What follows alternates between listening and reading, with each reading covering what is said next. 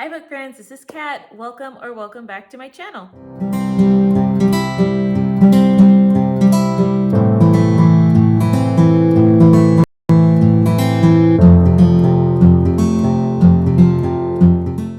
So as you can see, it is my October wrap-up video. I have a total of 7 books to share with you today. And included in this video, I'm just going to briefly go over what I read for the 4 readathons that I participated in October. So let's just jump right on in with some statistics. So in the month of October, I had 1 2-star read, 4 3.5-star reads, and 2 4-star reads.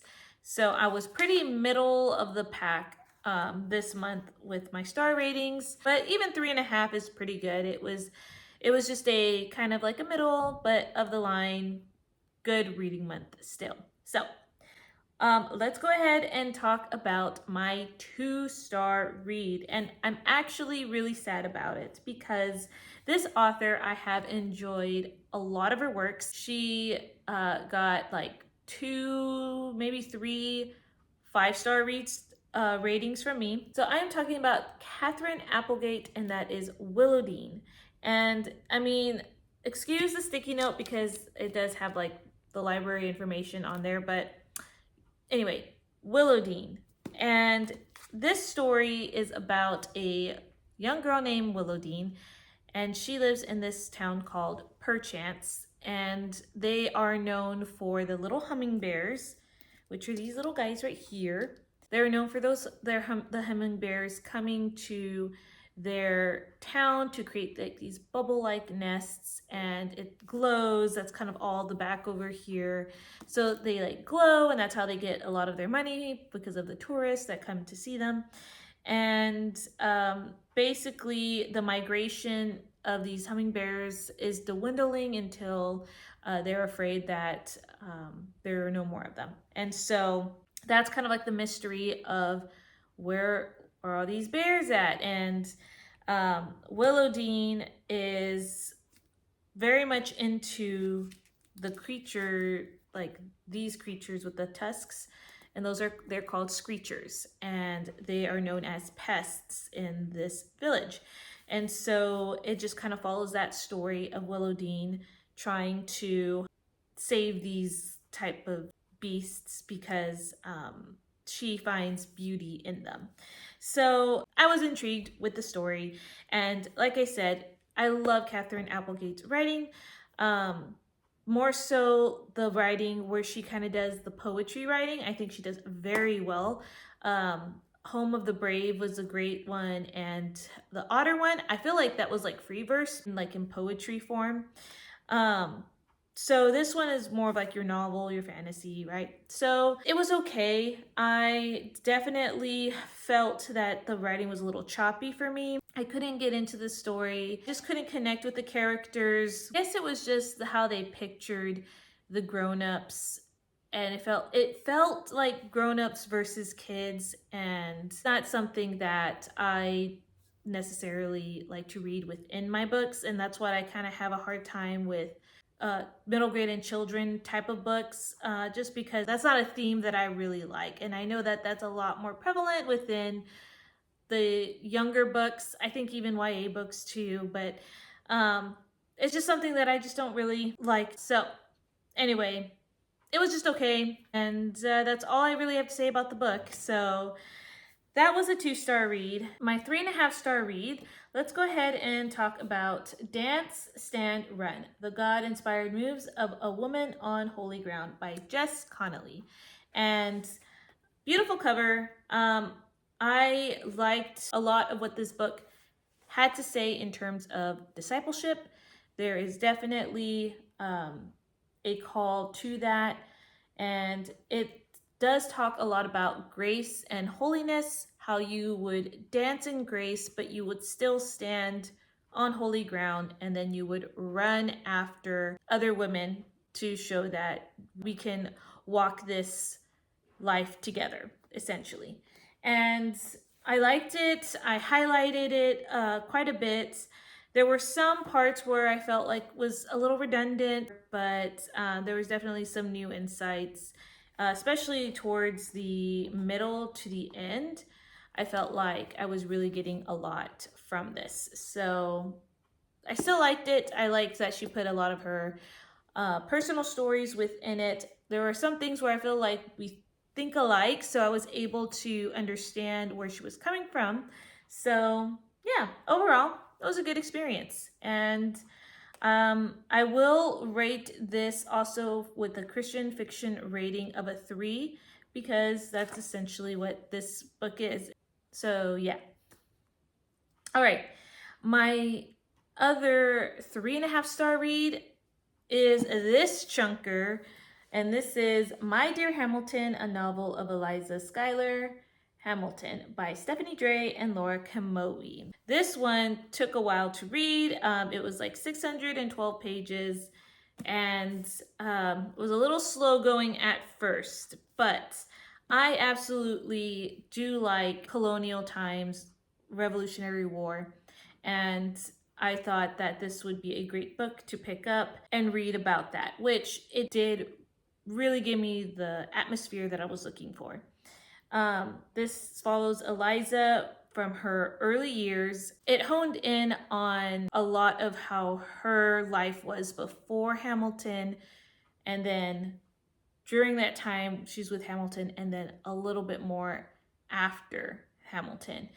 And I really liked the author's notes. They talk about their sources, some of the things that they added their own fiction in, and why they chose to write the way that they did. And also, if you've seen the musical Hamilton, they also compare the two, and they mention how much they did enjoy it, but like where they kind of deviated in terms of like the story and whatnot. And so I really liked a lot of the history that they put in. They put in even some letters from different people that, you know, Eliza had met, or even Hamilton himself. And so that was in the chapter pages, and how that kind of set the tone for the chapter itself. So I really did like this historical part of it. Now, it did get a 3.5 because if you are familiar with the whole Hamilton story, he did have an affair. Because of that, there was a lot of focus, even within their marriage, of sexual content.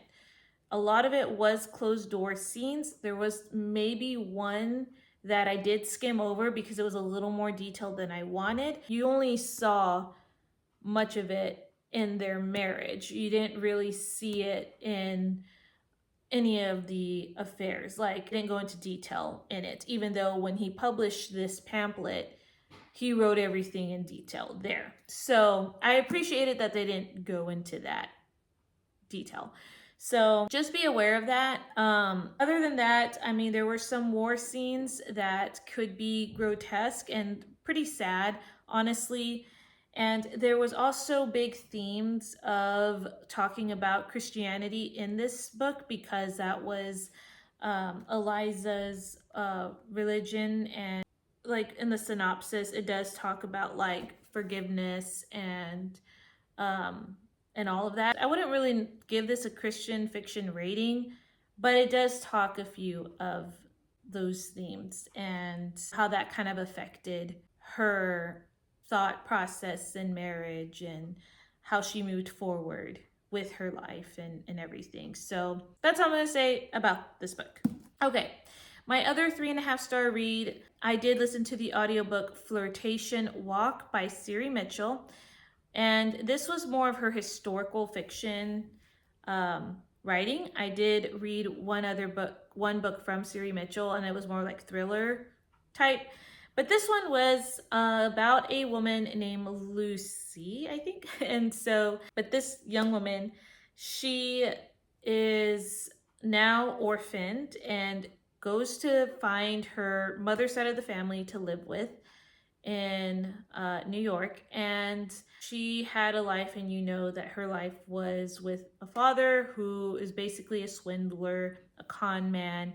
And so she's just wanting a fresh start, and she wants to find someone that she could marry, has money because of the life that she has lived. And she has her eyes set on this one cadet because this is set at West Point, like in a village next to West Point. And then you follow the perspective of another cadet from West Point, and his name, I believe, is Seth. And he wants to go west to find this one guy who had swindled his sister out of their inheritance. And basically, his plan is to fail out so that way he can join the cavalry that will be sent out west, because he is a very smart cadet, and they kind of want to send all their smart cadets off to be engineers in Europe or something like that. So anyway, you follow these two perspectives. And Flirtation Walk was a good read. I did enjoy it, and I don't really have much to say about it, but I would say that the Christian fiction rating was a 2. And yeah, that's all I have to say about the book. So my last 3.5-star read is, again, I had to cover up the sticker. It's Stranded by Danny Petrie, and this is part of her Alaskan Courage series. This is book 3, and you're following Gage and Darcy.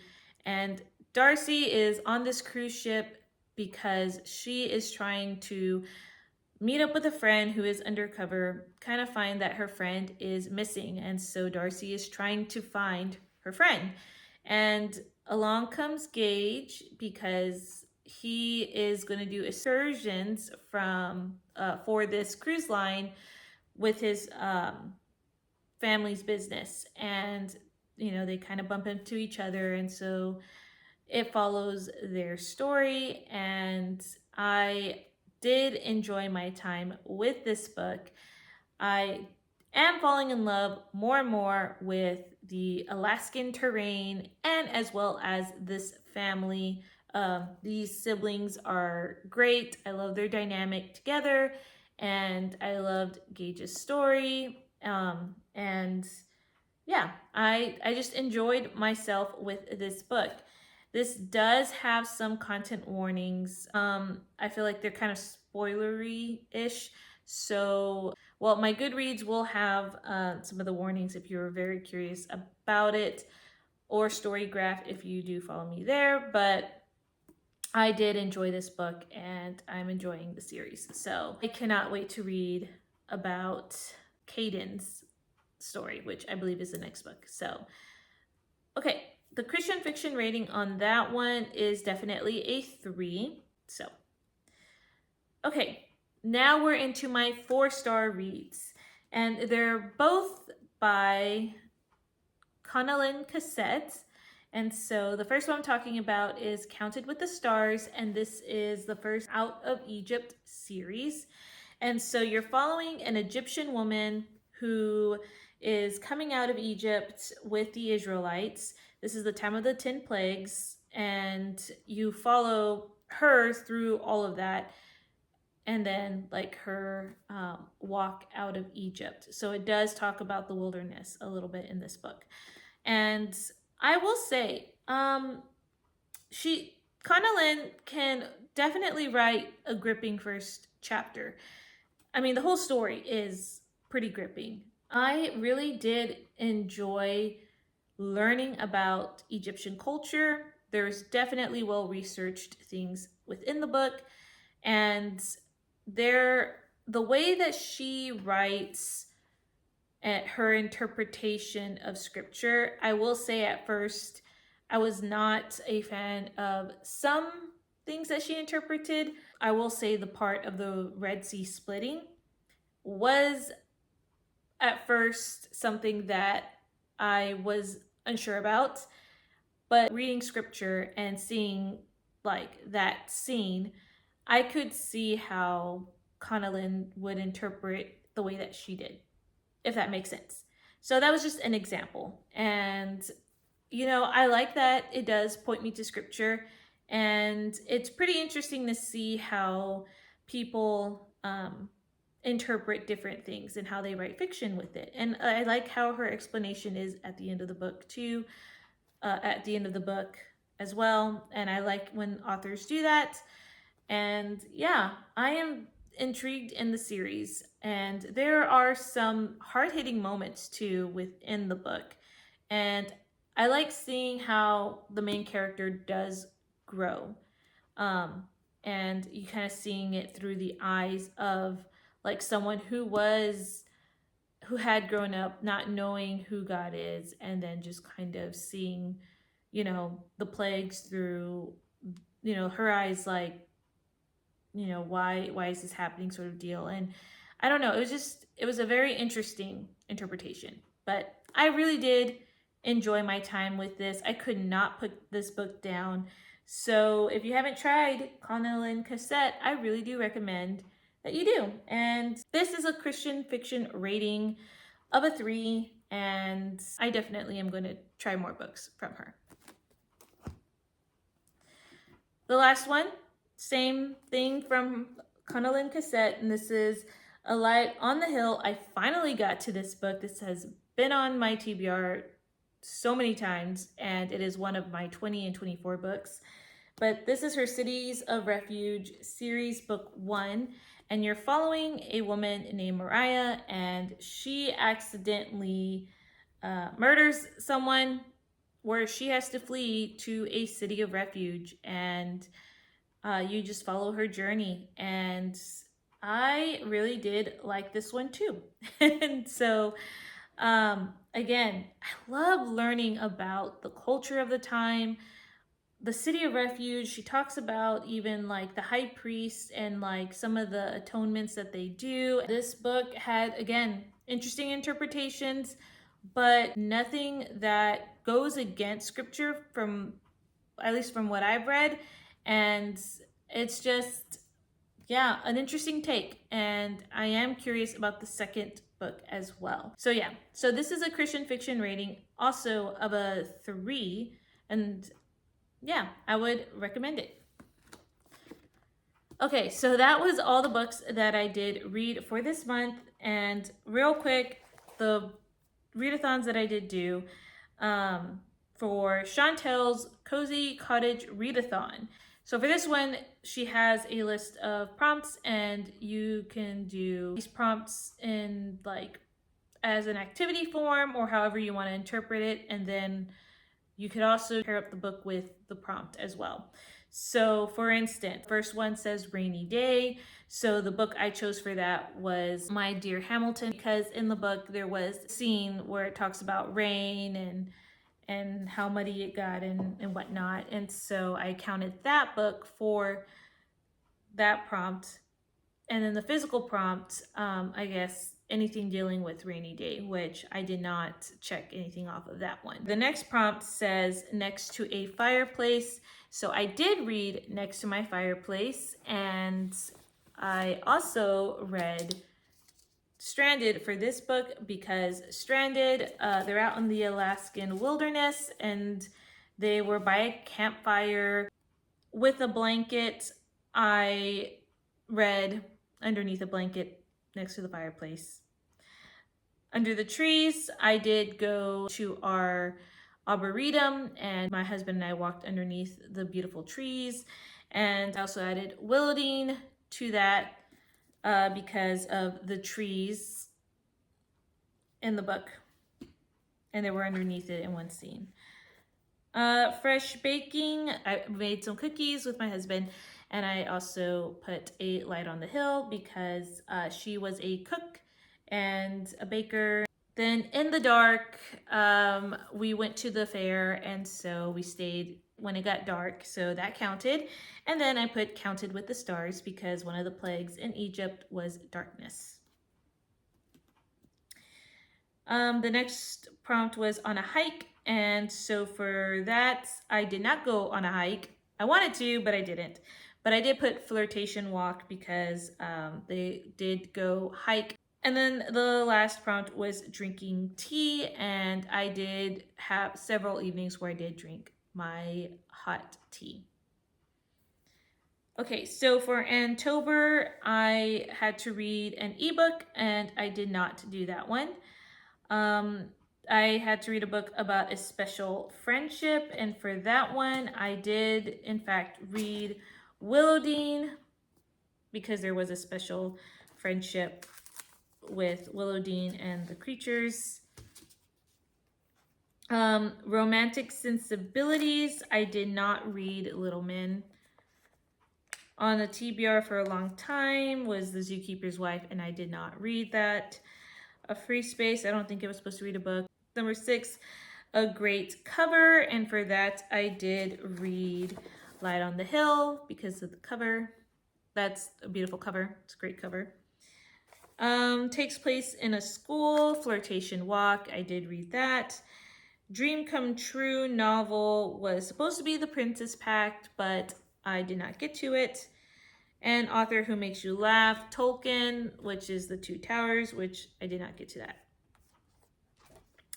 Okay, Journey Through the Bible. I did not escape through the booby trap, but it was still fun anyway. Jerusalem was to read a wartime era book, and I did. I read My Dear Hamilton, Revolutionary War. 2 was Temple of Jerusalem, to read a book with the building on the cover. I did not complete that one, though I'm pretty sure I could count one of these, like A Light on the Hill. There's a building, but the one that I originally had, I didn't read. Treasure Hunter, action-filled book. I did read it. It was Stranded. Very action-packed. 4 was Spears from the Wall. So that was a blind pick. And I did have Counted with the Stars, which I did complete. But I did the wrong escape route, which I did Torch, a book I read by Light. And I read Willowdean, actually all in one night. So, and I read it by my Light. Okay, and then Middle Earth readathon. A book with a love triangle, I put Flirtation Walk because there was definitely a mini love triangle there. 2, a book with unlikely best friends, and for that one, I ended up putting Counted with the Stars because there was an unlikely friendship, especially with her being Egyptian and someone else that was not Egyptian. Number 3 is Where They Go on a Journey. So I put My Dear Hamilton because there was definitely a lot of like traveling in here. Plus she went on a journey through her marriage with all the scandal. The next one was A Strong Female Lead, and for that I also added this book because she was definitely a strong female lead. Number 5 was An Unlikely Hero, and for that, Willowdean. Number 6, that's a sequel. So this one, Stranded by Danny Petrie, because it's the 3rd book. They said it counts if it's a book in a series, as long as it's not the first book. So most prized book was number 7. I did not have anything for this one. And then number 8 is With a Mentor. I'm going to put A Light on the Hill because there is a mentor relationship in here. So, and then number 9 is An Epic Love Story. And just didn't find one that I felt that was epic enough. Okay, that was all the readathons that I participated in. My wrap up, and I hope that you guys enjoyed the video. Let me know how well you did on your readathons, if you did do these readathons or if you did another readathon. I would love to know. And yeah, as always, if you are curious about any of the reviews, my Goodreads information, I will remember to link that down below, or you can just comment on the comment section. But yeah, so I hope you have a great rest of your day, and I will see you guys in another video. Bye guys.